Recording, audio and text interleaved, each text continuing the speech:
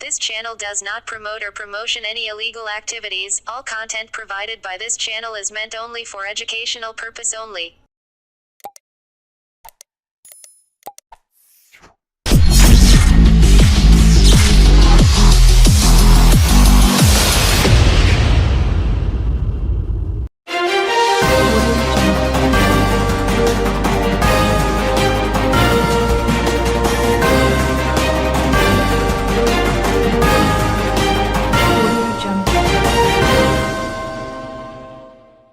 অরণ্য সপ্তাহ উপলক্ষে সিঙ্গুরের ভোলা প্রাথমিক বিদ্যালয়ে অনুষ্ঠিত হয় বৃক্ষরোপণ কর্মসূচি। এদিন স্কুলের ছাত্রছাত্রীরা প্রভাত ফেরির মধ্য দিয়ে এলাকার মানুষদের সচেতনতা করে।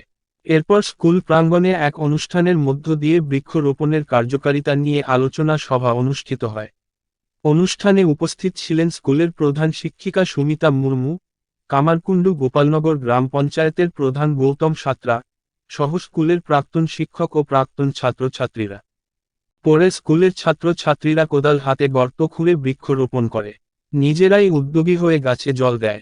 এদিনের অনুষ্ঠান থেকে স্কুলের ছাত্রছাত্রীরা শপথ নেয় আগামী দিনে রোপণ করা গাছকে নিয়মিত জল দিয়ে বাঁচিয়ে রক্ষণাবেক্ষণ করবে। এবং গাছি অক্সিজেন, গাছি জল, গাছি মেঘ, গাছি বৃষ্টি। তো তাই আজকের যে অতিবৃষ্টি, অনাবৃষ্টি, প্রচন্ড গরম, তার সমস্ত কারণ হচ্ছে গাছের অপ্রতুলতা।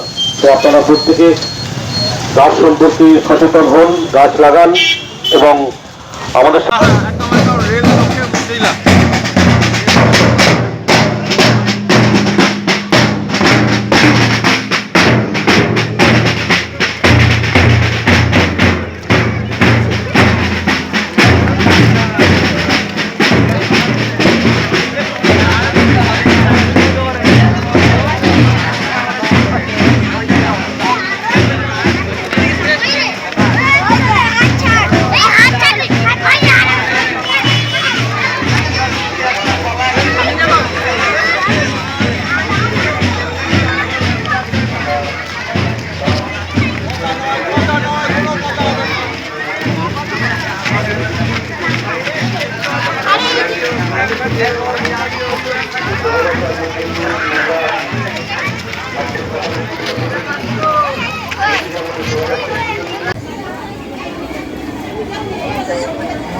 গাছের প্রয়োজনীয়তা কেন গাছ লাগাতে হবে ওরা উত্তরই আমরা বক্তব্য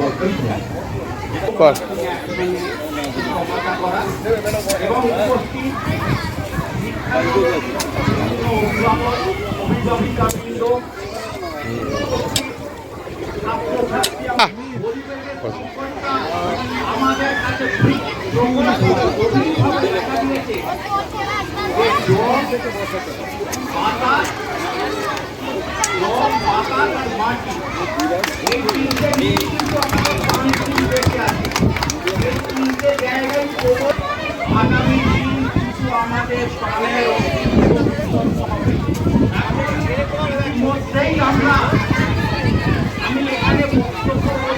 দে দে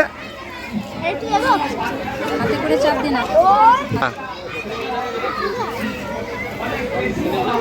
কোদালটা ধরা।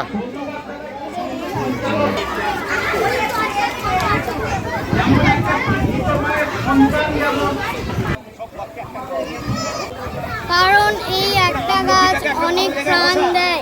দূষণের হাত থেকে পৃথিবীকে বাঁচানোর জন্য আমরা এই গাছ বসাচ্ছি। একটা গাছ দিনে 1.2 কিলোগ্রাম অক্সিজেন দেয়, যা 4 জন মানুষের জন্য যথেষ্ট। গাছ সকালবেলা অক্সিজেন দেয় এবং রাত্রিবেলা কার্বন ডাই অক্সাইড নেয়, যার জন্য রাত্রিবেলা গাছের সামনে দাঁড়ানো উচিত নয়। কিন্তু গাছকে কেন বাঁচাতে হবে? গাছকে বাঁচাতে হবে কারণ গাছকে বাঁচাতে হবে, না হলে পরিবেশ দূষণ বহুত বাড়বে। আর এই দূষণ যত বাড়বে তত মানুষ ধ্বংসের পথে যাবে এবং পৃথিবী ধ্বংসের পথে যাবে। আমাদের অক্সিজেন দেয়, আর কার্বন ডাইঅক্সাইড যেটা আমাদের শরীরের ক্ষতি করে সেটা গাছ নিয়ে নিচ্ছে। আর মাটির নিচে যদি গাছ শেষ হয়ে যায়, মাটির নিচে ভূমিকম্প হতে পারে, যার ফলে মানুষ সে তুলে দিতে পারে। তাই আমাদের গাছ বসানো উচিত। এই যে গাছকে বসাচ্ছ, এই গাছকে রক্ষা করার দায়িত্ব কাদের নিতে হবে? আমরা সবাই, আমাদের সবাইকে কিভাবে রক্ষা করবে? গাছকে জল দেবো এবং গাছকে সার দিয়ে গাছকে বাঁচাতে হবে। তোমার